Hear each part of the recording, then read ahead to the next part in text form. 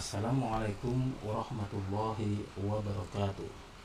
Semangat pagi. Pada pertemuan hari ini kita akan membahas mengenai ekosistem.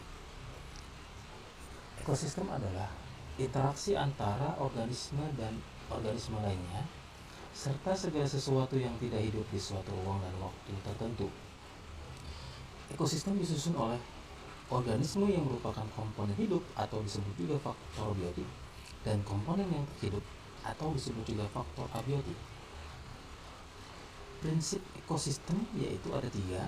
Yang pertama yaitu adanya komponen, ada interaksi, dan adanya regulasi atau homeostasis. Mari kita lihat mengenai komponen ekosistem. Komponen ekosistem di sini ada dua ya. Ada faktor biotik dan abiotik. Kemudian silakan nanti kalian bisa isi fungsi dari masing-masing faktor biotik dan abiotik yang ada di tabel slide ini. Ini merupakan tugas pertama dari kalian supaya kalian dapat memahami materi dengan baik. Baik, kita lanjutkan ke slide berikutnya. Komponen ekosistem berdasarkan fungsinya itu ada 4 ya. Pertama ya ada produsen, yang berikutnya ada konsumen, yang ketiga ada dekomposer, dan yang keempat ada detritivor. Produsen adalah organisme yang menyusun senyawa organik atau membuat makanannya sendiri. Nah, contoh dari produsen ini biasanya adalah tanaman atau tumbuhan. Yang kedua yaitu konsumen. Konsumen merupakan organisme yang tidak mampu menyusun senyawa organik atau tidak mampu membuat makanannya sendiri, sehingga untuk memenuhi kebutuhan hidupnya atau kebutuhan makanannya, organisme ini bergantung pada organisme lain. Contoh konsumen ini adalah hewan dan manusia. Yang berikutnya adalah dekomposer. Dekomposer merupakan organisme yang menguraikan sisa-sisa organisme untuk memperoleh makanan atau bahan organik yang diperlukan. Nah, organisme yang termasuk di dalam dekomposer ini adalah bakteri dan jamur. Sedangkan komponen yang terakhir yaitu detritivor ya adalah organisme yang memakan partikel-partikel organik atau detritus. Nah, contoh dari detritivor ini adalah cacing tanah, siput, teluing, bintang laut, dan sebagainya. Di dalam ekosistem kita mengetahui terjadi banyak sekali interaksi. Nah, beberapa interaksi akan saya sampaikan di sini. Di sini akan saya jelaskan satu interaksi saja. Kita lihat pada gambar yang ada di sini apa yang sedang dilakukan katak di samping. Kita dapat melihat bahwa katak memakan nyamuk gitu ya. Nah, di sini artinya katak sebagai predator.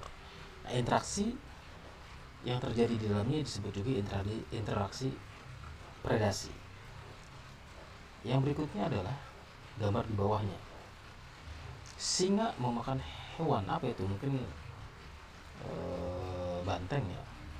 Nah, di sini juga terjadi hubungan atau interaksi predasi di mana singa sebagai predator atau memangsa banteng. Rantai dan jaring-jaring makanan. Ada pertanyaan dari saya kepada kalian. Silakan kalian identifikasi kemungkinan rantai makanan yang terjadi dari gambar di bawah ini. Nah, untuk menjawab ini maka kalian harus mengerti apa itu rantai makanan dan apa itu jaring-jaring makanan. Ini adalah tugas kedua buat kalian.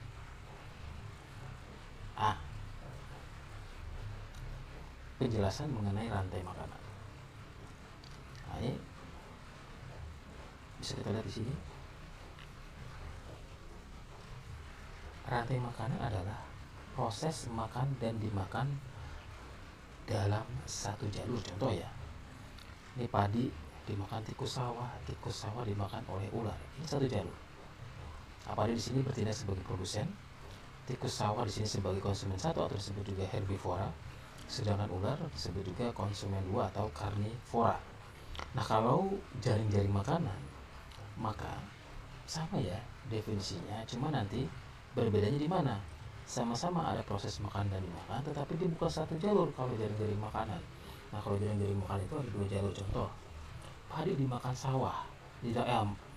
padi dimakan tikus sawah. Nah, selain dimakan oleh tikus sawah, maka padi juga bisa dimakan oleh apa? Gitu ya. Jadi selain dimakan tikus sawah, padi juga dimakan oleh burung yang ada di sawah. Nah, ada dua jalur. Gitu ya, ada dua jalur di situ. Makanya itu disebut sebagai jari-jari makanan. Pada tabel berikutnya bisa kita lihat, atau pada slide berikutnya dapat kita lihat mengenai piramida makanan. Nah, di dalam konsep piramida makanan ini ada yang namanya perpindahan energi. Energi itu adalah kemampuan untuk melakukan kerja. Nah, sumber energi merupakan produsen ya, yaitu tumbuhan itu merupakan sumber energi. Ya. Nah, perpindahan energi akan pindah ketika produsen dimakan oleh konsumen tingkat 1, dan energi pun akan berpindah ketika konsumen tingkat 1 dimakan oleh konsumen tingkat 2. Pada gambar di sini kita bisa melihat perpindahan aliran energi ke dalam sebuah lingkungan. Nah, ini ya, tadi saya bilang ada proses makan-memakan.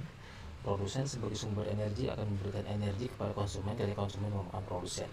Begitupun ya, energi dari konsumen akan berpindah ke dekomposer ketika dekomposer menguraikan ya hewan-hewan yang telah atau organisme yang telah mati yang merupakan yang perannya sebagai konsumen. Nah, kemudian lingkungan ya gitu ya akan memanfaatkan energi yang ada di dalam dekomposer, sehingga lingkungan di dalam sebuah habitat itu merupakan sebuah ekosistem di mana terjadi perpindahan antara energi yang satu dengan energi yang lain. Nah, ini merupakan tugas ketiga. Sekalian bisa berdiskusi dengan teman kalian untuk memahami mengenai rantai makanan. Jadi ada dua pertanyaan di situ. Yang pertama, dari hasil identifikasi, dapatkah satu rantai makanan di alam ini berdiri sendiri? Mengapa? Silakan kalian jelaskan di situ. Kemudian di alam yang dapat kita lihat fenomenanya rantai makanan atau jaring-jaring makanan. Nah, untuk menjawab pertanyaan ini, kalian bisa melihat ekosistem yang ada di wilayah kalian. Berikutnya kita akan melihat pengertian dari habitat dan relung. Habitat adalah tempat organisme hidup. Contoh, ikan di air, elang di darat atau di udara, angsa di kolam atau tempat berumput, atau lebih spesifik lagi, misalkan harimau habitatnya di hutan. Nah, sedangkan relung merupakan suatu tempat di dalam suatu habitat. Nah, di sini ada nisa atau nisia. Perlu kalian ketahui banyak sekali buku-buku biologi di mana relung disamakan dengan nisia, padahal relung dan nisia itu berbeda. Nah, relung itu merupakan suatu tempat di dalam habitat, sedangkan nisia itu adalah peran suatu organisme dalam suatu ekosistem. Apakah peran organisme? Bisa produsen, konsumen, dekomposer, atau detritivore. Demikian ya kawan-kawan, anak-anakku semuanya, pembahasan kita pada hari ini mengenai ekosistem. Semoga apa yang saya sampaikan dapat bermanfaat dan dapat membuat kalian lebih memahami mengenai ekosistem dan komponen-komponen yang ada di dalamnya, juga interaksi yang terjadi di dalamnya. Sekali lagi, terima kasih. Tetap sehat, tetap semangat. Assalamualaikum warahmatullahi wabarakatuh.